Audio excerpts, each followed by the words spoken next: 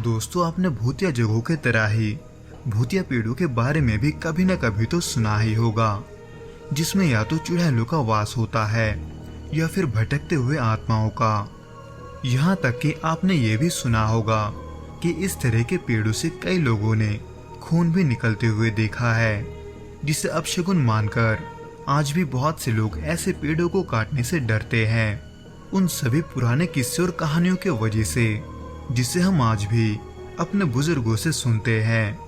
इसलिए दोस्तों, आज के इस एपिसोड में मैं उन्हीं सच्चे घटनाओं में से एक को आपके सामने लाने वाला हूँ। इसलिए बिना और देरी किए उस घटना की ओर चलते हैं।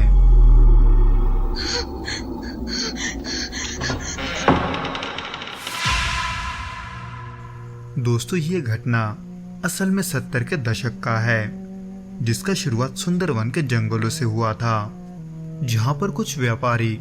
बांस और लकड़ियों के तलाश में आते हैं। हालांकि ये ट्रिप उनका पहला ट्रिप नहीं था,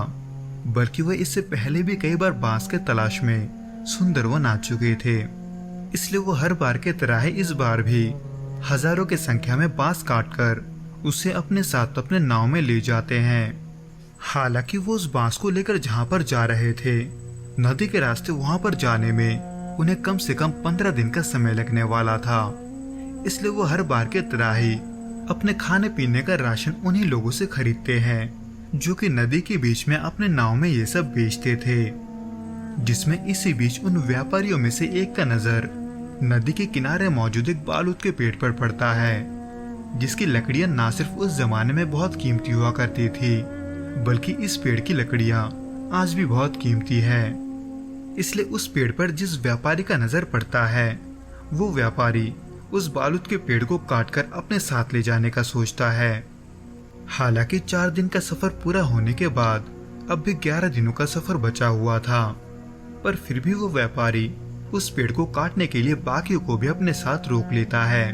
जो कि बस जल्द से जल्द इस नदी के सफर को खत्म करना चाहते थे। लेकिन उस व्यापारी की वजह से बाकी व्यापारियों का समय बर्बाद होता है, जिसको देखकर इस काम में उस व्यापारी का हाथ बटाने एक दूसरे व्यापारी यानी कि एक सरदार जी सामने आते हैं, ताकि ये काम जल्द से जल्द खत्म हो जाए। लेकिन वो व्यापारी उस बालूद के पेड़ को जैसे ही काटने लगता है, वैसे ही उनकी आंखों के सामने उस पेड़ के अंदर से खून निकलता है, जो कि इंसानों के खून की तरह ही थोड़ा सा गाढ़ा था, जिसको देखकर वो सरदार जी तुरंत ही घबरा जाते हैं, ऐसे मानो जैसे कि उन्होंने कोई भूत देख लिया हो। हालांकि वो व्यापारी फिर भी उस पेड़ को काटना जारी रखता है, ये बोलकर कि इसमें घबराने की कोई बात नहीं है। हालांकि वो सरदार जी भूत प्रेतों जैसी चीजों में यकीन नहीं करते थे, लेकिन उनका न जाने क्यों इसके वजह से मन बेचैन हो रहा था, जबकि वह दूसरी तरफ उस व्यापारी को इससे कोई भी फर्क नहीं पड़ता। उल्टा वो इसके वजह से बाकी व्यापारियों के मुकाबले मुनाफे में था। इसलिए वो दूसरे व्यापारियों के मना करने के बावजूद भी उस पेड़ के लकड़ियों को बांस के साथ ही उस नाव में रखवा देता है। लेकिन उनमें से किसी ने भी ये नहीं सोचा था कि ये चीज उस व्यापारी का अंत होगा, क्योंकि इसके बाद ऐसे कई घटनाएं होते हैं जिसके वजह से उन सभी का जान भी दांव पर लग जाता है। हालांकि उस पेड़ के कटने के 2 दिन बाद तक तो कुछ नहीं होता, लेकिन उसके तीसरे दिन जब वो सभी रात को नाव के अंदर सो रहे होते हैं, तभी उन्हें अपने नाव के ऊपर वाले हिस्से से कुछ आवाज आता है, पर किसका ये उनमें से किसी को नहीं पता था। इसलिए उनमें से एक व्यापारी हाथ में लालटेन लेते हुए ये देखने के लिए बाहर निकलता है कि आखिर वहां क्या है, और देखता है कि कोई पिशाच जैसा आदमी उनके बचाए हुए मछलियों को कच्चा ही चबाकर खा रहा है।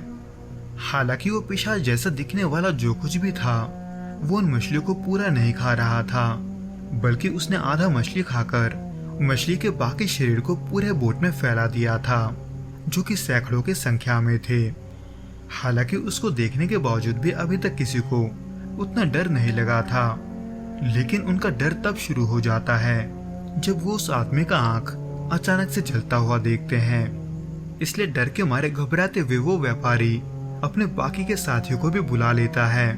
जो कि उसी के तरह ही उस पिशाच जैसे दिखने वाले आदमी को देख पा रहे थे। जो कि अपने हाथों से मछली को फेंकते हुए उन सभी व्यापारियों के तरफ थोड़े अजीब तरीके से चलते हुए आता है, ऐसे मानो कि वो अपने हाथ और पैर दोनों का ही इस्तेमाल कर रहा था।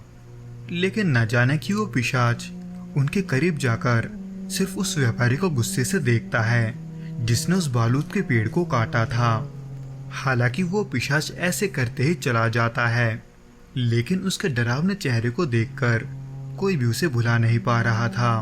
खास करके वो आदमी जिसने उस पेड़ को काटा था। इसलिए वो डर के मारे उन सभी लकड़ियों को नदी में बहा देता है। लेकिन तब तक बहुत देर हो चुका था, क्योंकि वो पिशाच उसका पीछा नहीं छोड़ता, जिसके वजह से उसके अगले रात ही वो पिशाच उनके नाव में वापस आता है जब सभी सो रहे थे। पर फिर से एक बार कुछ आवाज सुनकर उन सभी का नींद फिर से टूट जाता है, जो कि नाव के ऊपर के हिस्से में आकर ये देखते हैं कि वो पिशाच फिर से वापस आ गया है, जो कि वहां पर बैठे बैठे उनके जमा किए हुए सभी मछलियों को खा रहा था। हालांकि वो सभी व्यापारी उसे डराने के लिए अपने लालटेन का रोशनी बढ़ाकर उसके तरफ कर देते हैं। हालांकि इससे डरकर वो पिशाच नदी में कूद तो गया था, लेकिन उस पिशाच का नदी में गिरने का आवाज उन्हें लगातार आता रहता है, क्योंकि वहां पर एक नहीं बल्कि कई सारे पिशाच थे जिन्होंने उन सबको घेर रखा था, जिसके बारे में पता चलते ही उनमें से कोई भी व्यापारी उस रात को नहीं सोता, बल्कि वो सभी एक दूसरे का हाथ पकड़े हुए डर के मारे यही प्रार्थना करते हैं कि उन्हें कुछ ना हो। पर जैसे जैसे वो सफर में आगे बढ़ते हैं, वैसे वैसे वो पिशाच अपना खूनी खेल और भी भयानक बना देते हैं, क्योंकि इसके बाद से वो व्यापारी हर सुबह ये देखते थे कि उनके नाव में मछलियों का कटा सिर हजारों की तादाद में है। हालांकि उनके साथ अब तक जो कुछ भी हो रहा था ये सबसे कम डरावना था, क्योंकि कभी कभार तो वो पिशाच रात को उनके नाव के उस हिस्से में भी पहुंच जाते थे जहां पर वो सभी सोते थे। हालांकि वो किसी को हाथ तक नहीं लगाते थे सिवाय उस व्यापारी के जिसने उस पेड़ को काटा था। इसलिए जब भी वो व्यापारी सुबह नींद से उठता था तब तब उसे अपने शरीर में नाखून से खरोचे हुए निशान मिलते थे। हालांकि ऐसे ही देखते देखते 15 दिनों के बाद वो सभी अपने घर पहुंच जाते हैं, लेकिन वो व्यापारी जिसने उस पेड़ को काटा था उन पिशाचों ने उसका पीछा अभी तक नहीं छोड़ा था, बल्कि वो पिशाच तो इसी मौके का इंतजार कर रहे थे कि कब वो व्यापारी अपने परिवार के पास जाएगा, क्योंकि उसके ठीक 2 हफ्ते बाद ही कुत्ते के काटने के वजह से उस व्यापारी का बड़ा भाई मारा जाता है, और फिर उसके 1 महीने बाद उसका बेटा भी,